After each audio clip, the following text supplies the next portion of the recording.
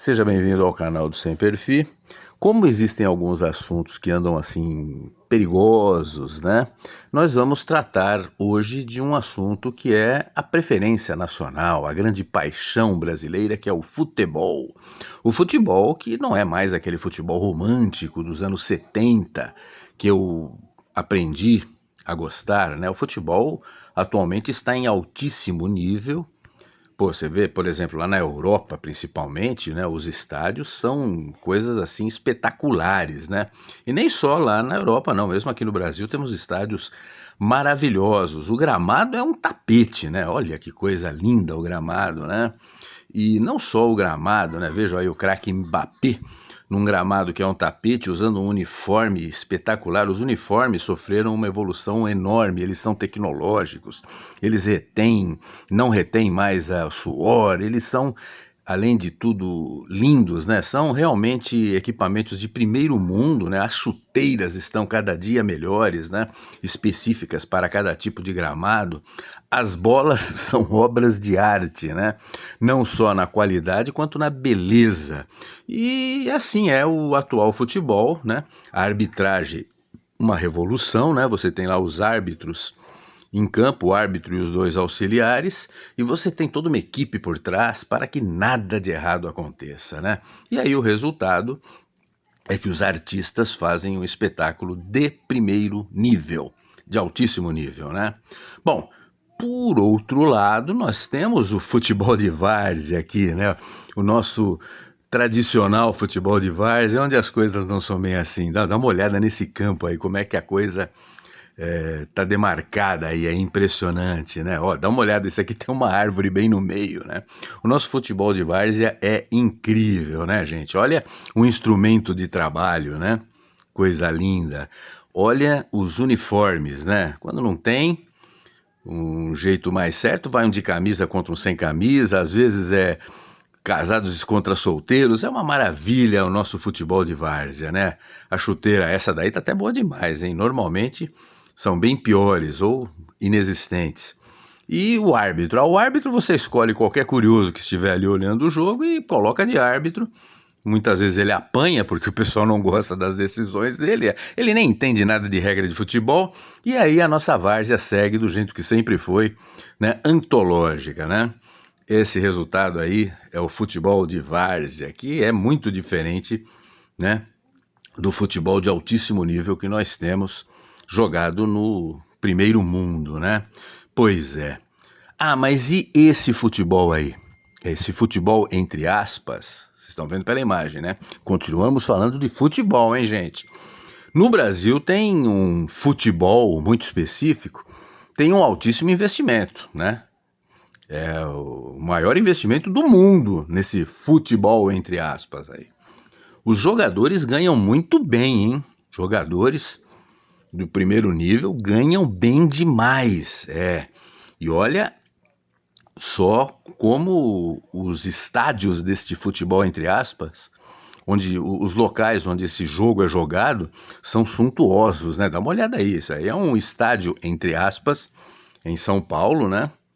Parece até o Taj Mahal, de tão luxuoso, né? Pois é, esse pessoal é muito bem tratado, tem um monte de benesses, né?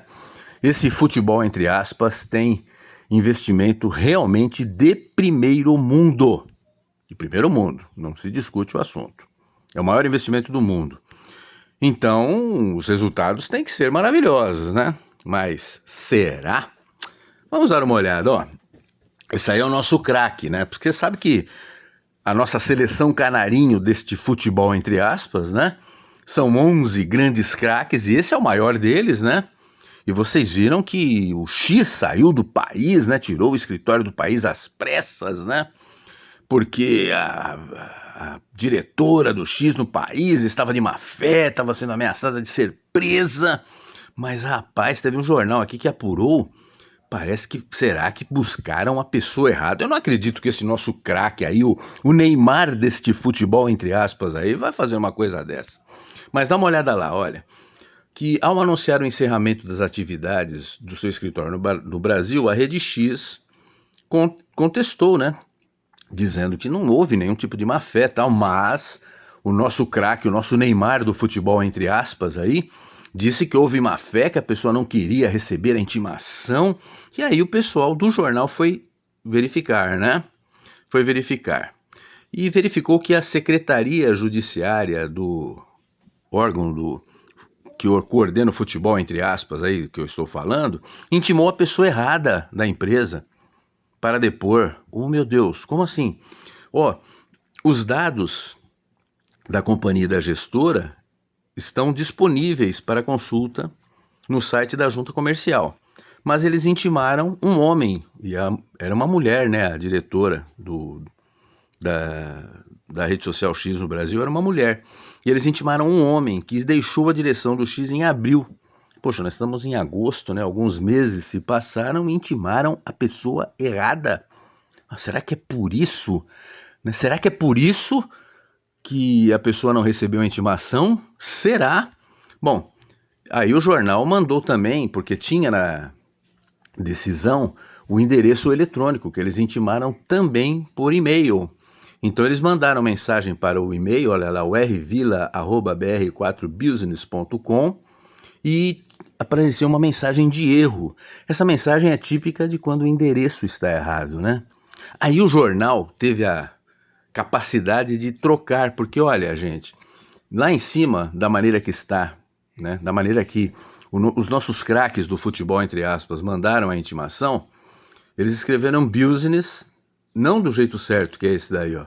Escreveram errado, com 2 N's e um S, e a palavra se escreve com um N e 2 S's, do jeito que o jornal tentou aqui embaixo, ó. E na hora que o jornal tentou e mandou para um endereço mais factível, não apareceu mais a mensagem de erro, sinal de que eles receberam o e-mail, né? Que interessante. Então parece que não houve nenhum problema de má vontade ou de má fé. Foi um erro do próprio tribunal lá, ou do próprio time de futebol, entre aspas, né? Mas o nosso craque não cogitou essa possibilidade. Quando o mandado de intimação foi devolvido, ele decretou que era má fé e mandou pau para cima da empresa, multa e todas as demais ameaças, né? Ameaça de prisão, inclusive. Pois é. Poxa vida, hein? Segundo ele, a mulher estaria tentando evitar, né, a censura, né? Vamos traduzir. Não foi nada disso, não. Não foi nada disso, não. Teve um jurista aqui que apontou um abuso do nosso grande craque. É o Chiarotino, professor de Direito Constitucional e doutor em Direito pela USP. Mas quem que esse cara pensa que é? Só porque ele é doutor em Direito pela USP, ele acha que entende de direito? Ele não sabe que quem entende mesmo de direito são os pombos jurídicos, que são haters aqui do meu canal, e vocês vão vê-los aí em ação daqui a pouquinho. Eles é que manjam de direito, porque eles estudaram direito, acho que em Nárnia ou em Hogwarts, né? Estão por aí, vocês vão vê-los daqui a pouco na área de comentários comentando esse vídeo, né? Ele disse que não cabe de nenhuma maneira decretação de prisão, já que não houve ocultação. Ele dá todas as explicações. Poxa, como, né? Intimaram a pessoa errada, mandaram um e-mail para o local errado, não dá para reclamar, né? E teve um outro advogado constitucionalista que foi ouvido, que disse que a decisão não respeita o devido processo legal e nem as garantias constitucionais, né? Poxa vida, diz que é preocupante, tá preocupante faz tempo, hein? E quem é esse? É o Gabriel César, um advogado constitucionalista, né? Não entende nada do assunto, ele nem é formado em Hogwarts, nem em Nárnia, como os meus pombos jurídicos aqui, os haters, né? Ele disse que não é possível você tomar uma decisão forjada a partir de um erro do próprio camisa 10 do nosso time de futebol, entre aspas, e da sua equipe. E ele ainda cita que a decisão estabelece imediato afastamento, mandou afastar. Olha, se tudo tivesse certo, só essa determinação de afastamento já seria um abuso, porque não existe essa sanção no nosso ordenamento jurídico, né? Um juiz pode determinar um monte de coisas, mas não pode determinar que uma pessoa seja afastada do seu emprego numa empresa privada. É um absurdo, né? Bom, vamos lá.